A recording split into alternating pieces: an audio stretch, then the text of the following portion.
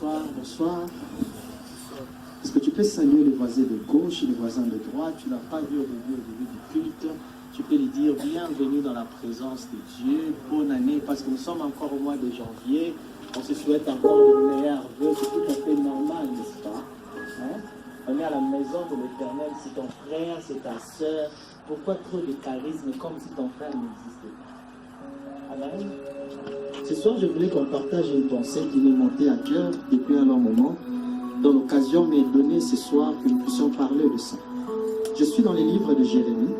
C'est un verset que nous tous nous connaissons. Vraiment un verset que nous tous nous connaissons. Tout chrétien le connaît.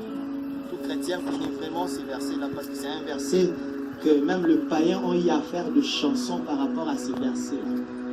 On appelle ça même le numéro qui fait de sorte que l'on puisse appeler le Seigneur. Je suis dans Jérémie chapitre 33. Nous allons lire le premier, le second et le troisième verset. Jérémie chapitre 33. Vous y êtes? Je l'ai signalé depuis le début que j'utilise la Bible version Les Seigneurs. Et ne soyez pas étonnés quand vous constaterez certaines différences par rapport à la manière de finir ou bien de commencer les phrases, parce que c'est une version différente avec un peu différente avec Louis Seigneur. Je lis, la Bible nous dit ceci: l'Éternel adressa la parole une seconde fois à Jérémie, alors qu'il était encore enfermé dans la cour du corps des gardes. Voici ce que déclare l'Éternel. L'Éternel a créé la terre, et c'est lui qui l'a façonnée pour la rendre stable. Son nom est l'Éternel.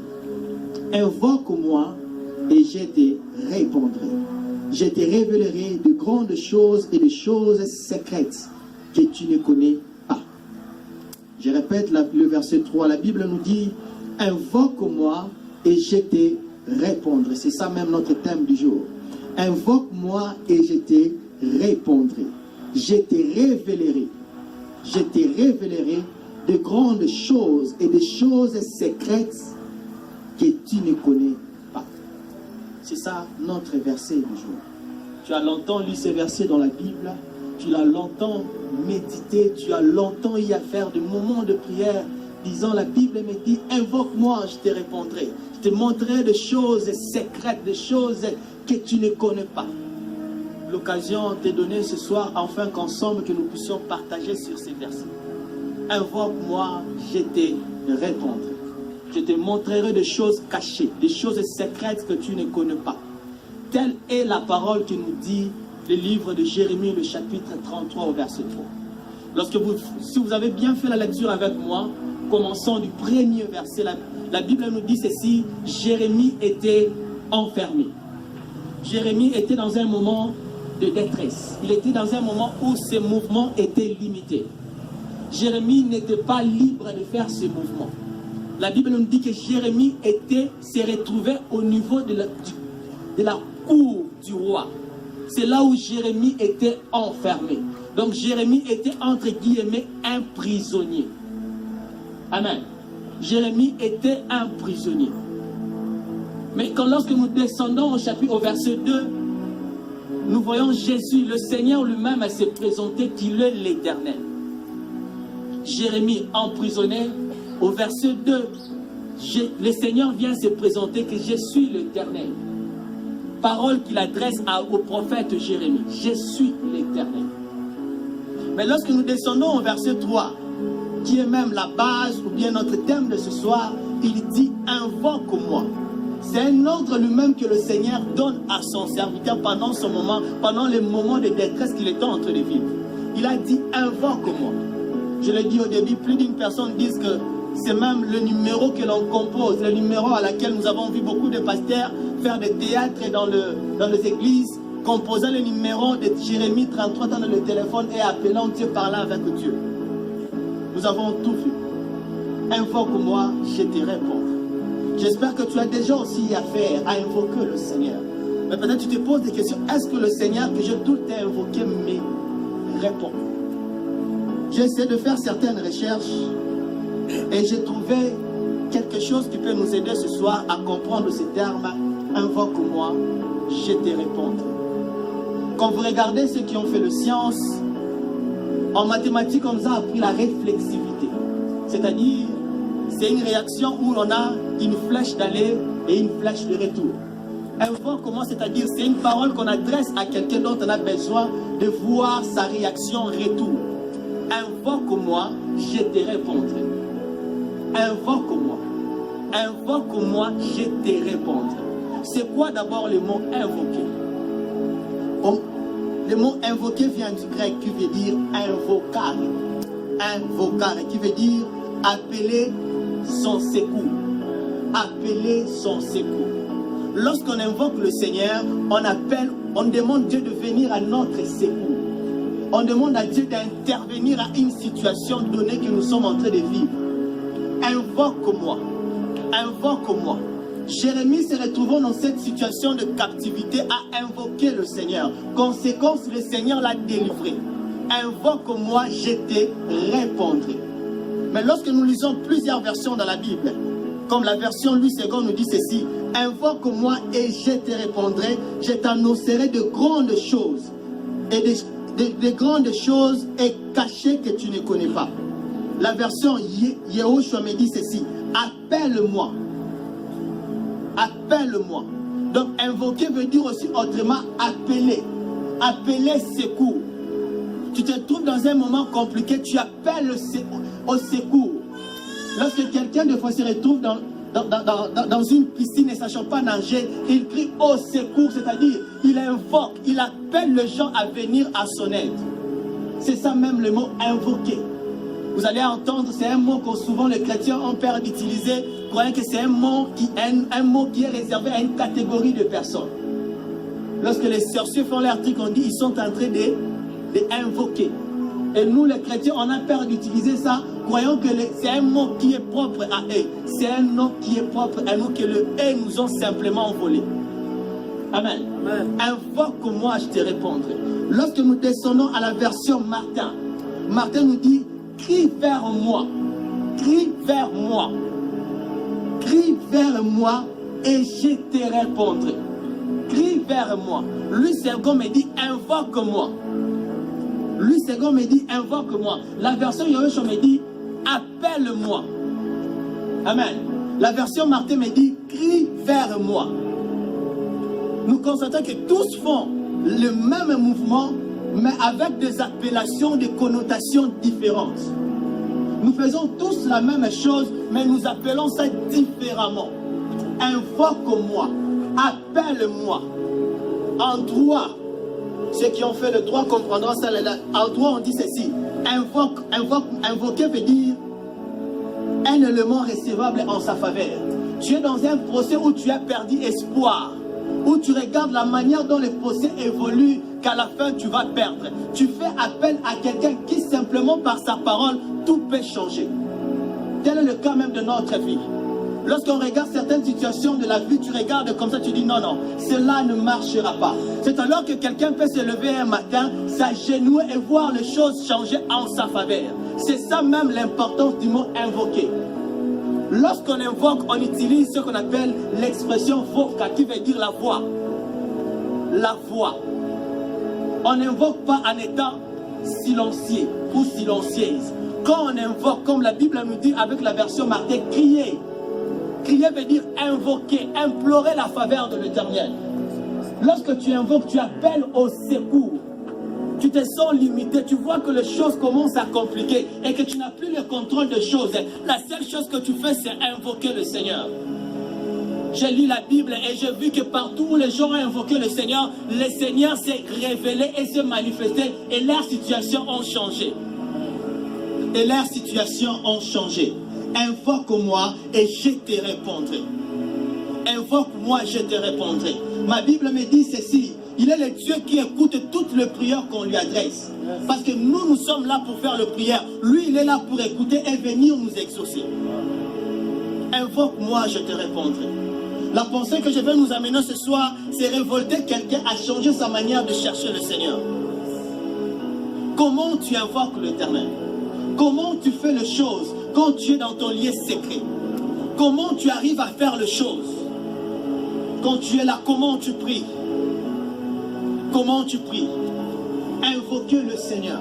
Comment tu invoques le Seigneur, mon frère? Comment tu invoques le Seigneur, ma soeur? Comment tu l'invoques?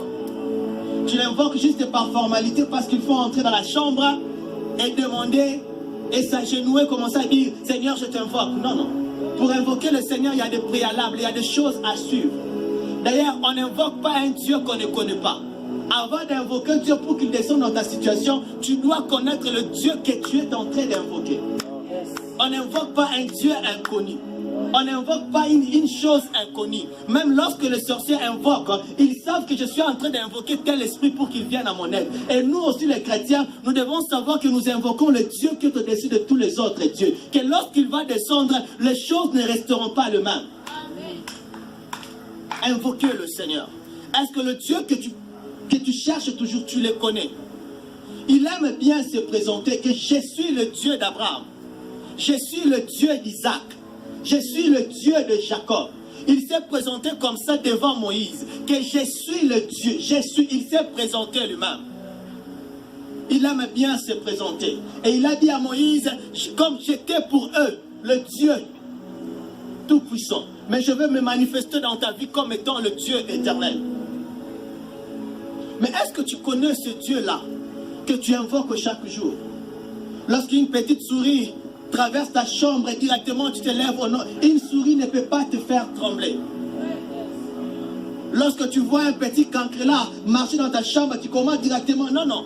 Tu manques même le sommeil parce que tu crois que, écoutez, un homme qui craint le Seigneur est accompagné d'une sécurité éternelle. Parce que le ciel disponibilise les choses à sa disposition afin que l'ennemi ne le fasse pas du mal.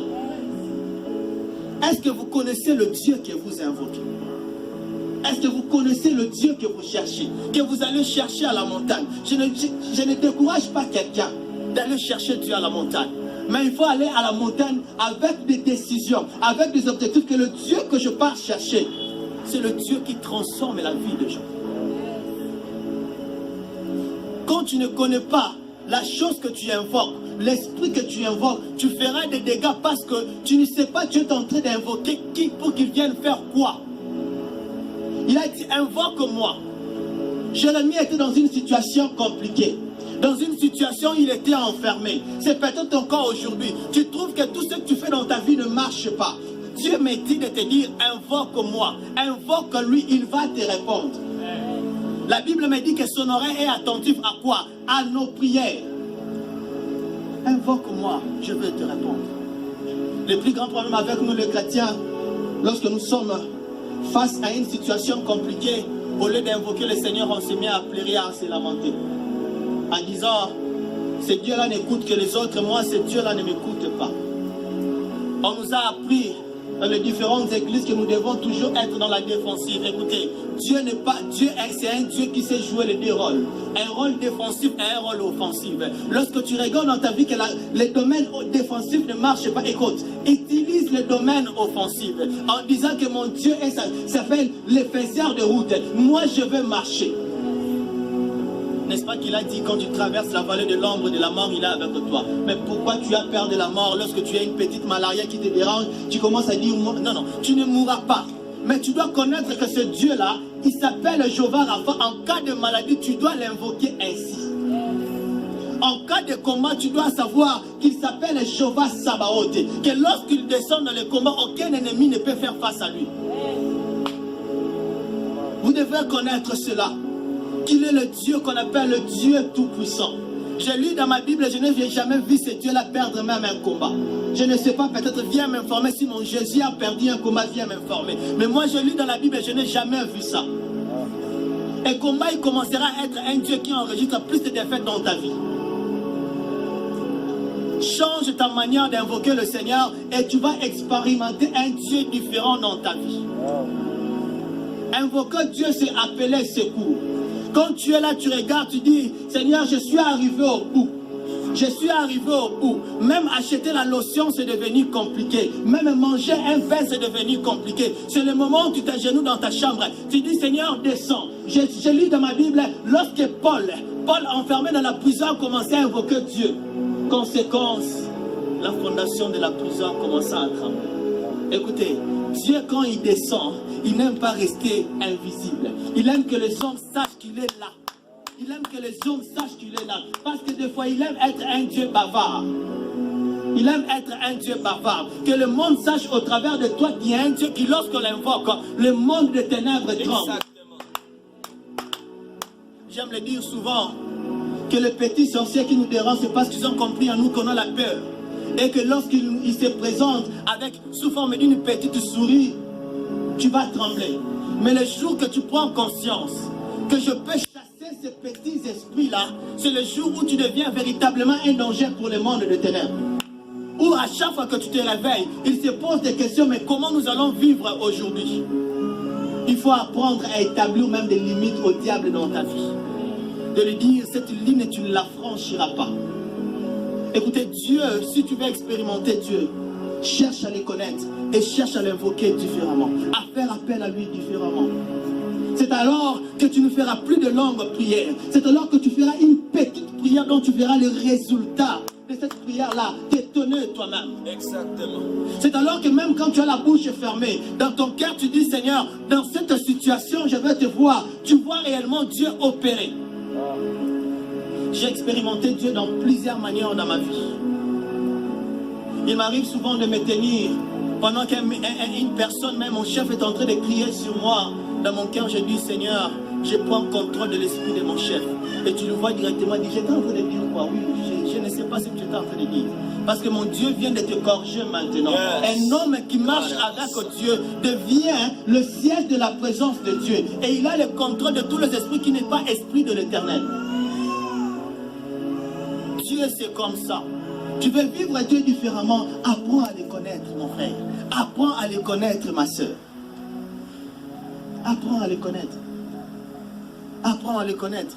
Pour bien faire même un examen à l'école, si tu as bien lu la matière, tu ne partiras pas avec peur.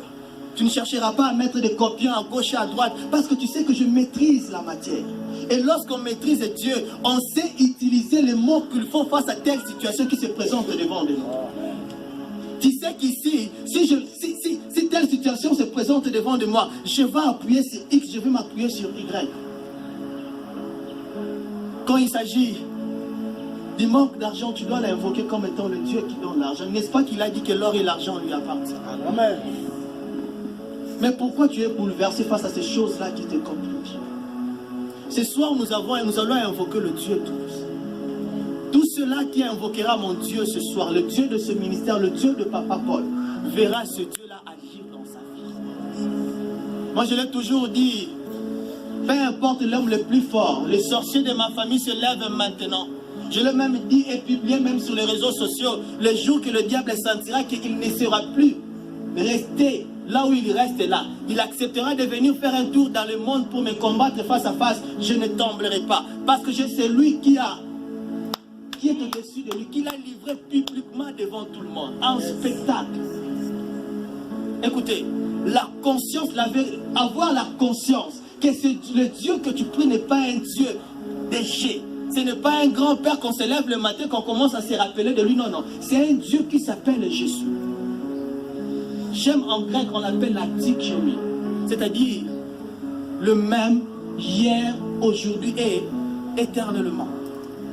Écoutez, s'il était avec Abraham, j'aime le dire souvent, il n'a pas menti Abraham. Il n'a pas menti Anne. Crois-tu que ce Dieu-là acceptera de devenir menteur chez toi? Hein? Crois-tu que ce Dieu-là acceptera de devenir menteur chez toi? Il a 2000 ans d'expérience dans le bien. Il a 2000 ans d'expérience dans la victoire face au diable. Il a 2000 ans d'expérience dans les grandes choses. Crois-tu que ce Dieu-là manquera l'expérience seulement dans ta situation? Crois-tu que ce Dieu-là manquera des tactiques afin de te sortir de cette situation que tu es en train de vivre? C'est quoi la situation? Mariage. C'est le mariage qui commence à te rendre triste devant tout le monde. Écoutez, ce Dieu-là, c'est lui-même l'instituteur du mariage. Invoque-le et rappelle-lui, Seigneur, que tu as dit que l'homme et la femme doivent être ensemble. Rappelle-lui, il aime de fois qu'on lui rappelle ça. C'est quoi le travail? N'est-ce pas que c'est lui qui a dit que l'homme mangera par la sueur de son front? C'est quoi les problèmes? Les enfants. N'est-ce pas que c'est lui qui a dit que soyez féconds? C'est quoi les problèmes? tu manques à manger, n'est-ce pas qu'il a dit qu'il est le bon berger? C'est quoi le problème? La maladie, n'est-ce pas qu'il a dit qu'il s'appelle Jéhovah Rapha? N'est-ce pas qu'il a dit vous imposerez le main aux malades et les malades seront guéris? J'aime Dieu parce que le même main qui hier volait l'argent, lorsque l'homme croit en Dieu, ce même main devient le médicament qui guérit toutes sortes de maladies lorsqu'on impose la main.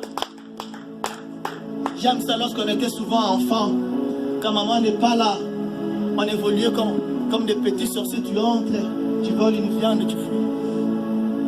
Mais j'aime Dieu que lorsque Dieu nous transforme, il suffit que tu imposes la main. Les cliniques célestes se dépêchent. Oh, yes. Les cliniques célestes se dépêchent. Ils cherchent quelle est la maladie, les médicaments correspondant à cette maladie. Et directement, sans que tu ne fournisses aucun effort, l'homme qui est en train de dormir se lève.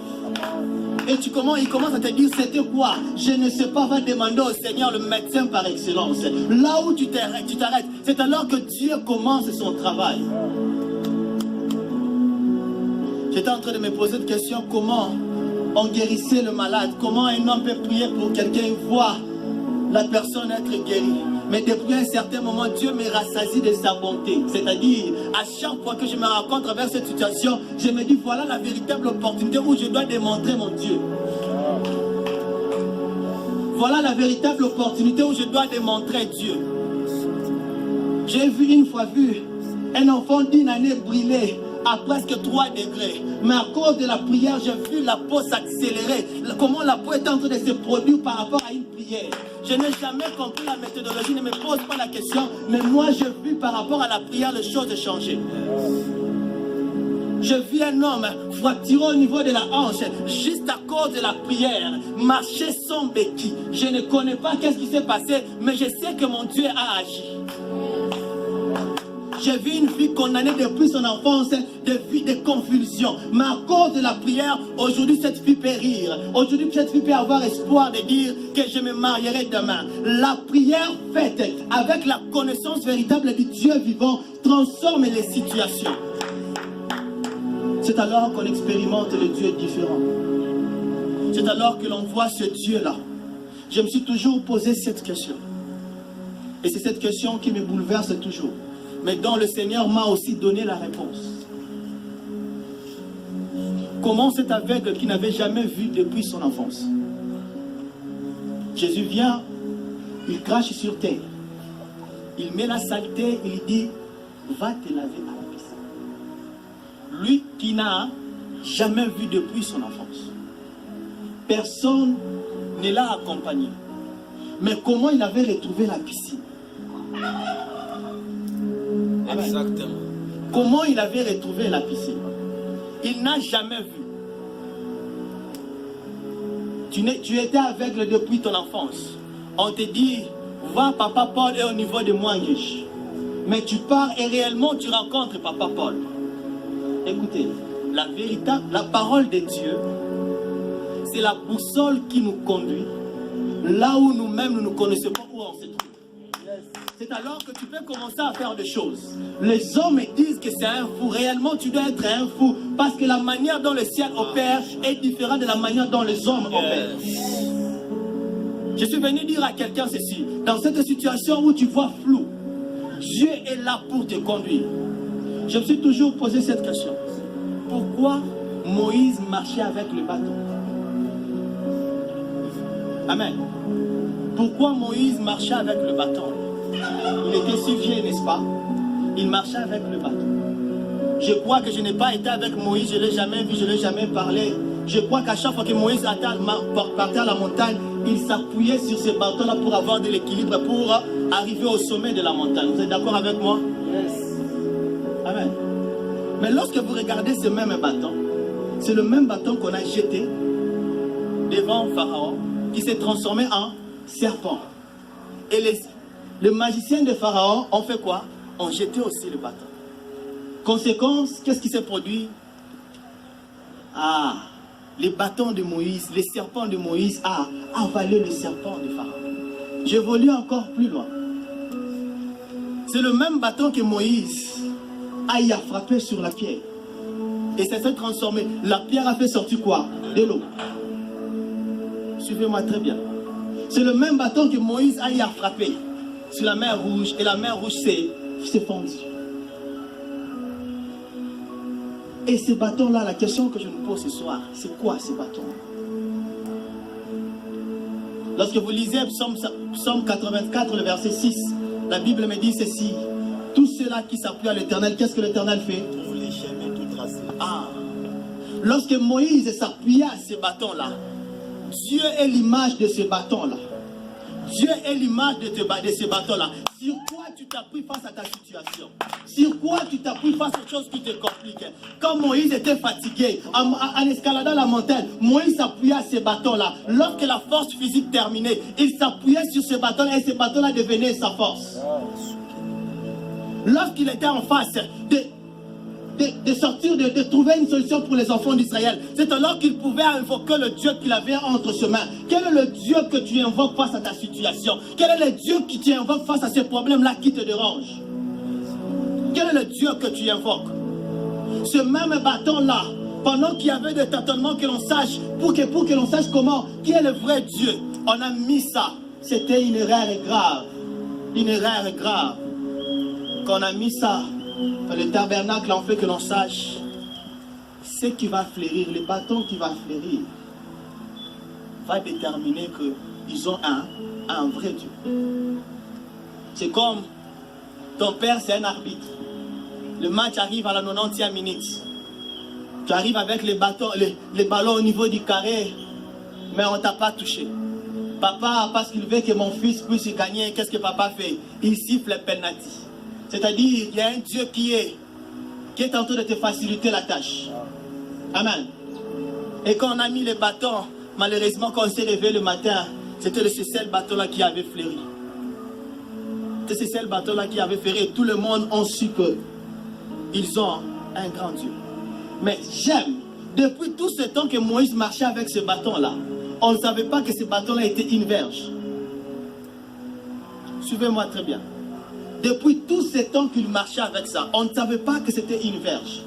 Le mot verge, en hébreu, signifie veiller. Veiller. Veiller.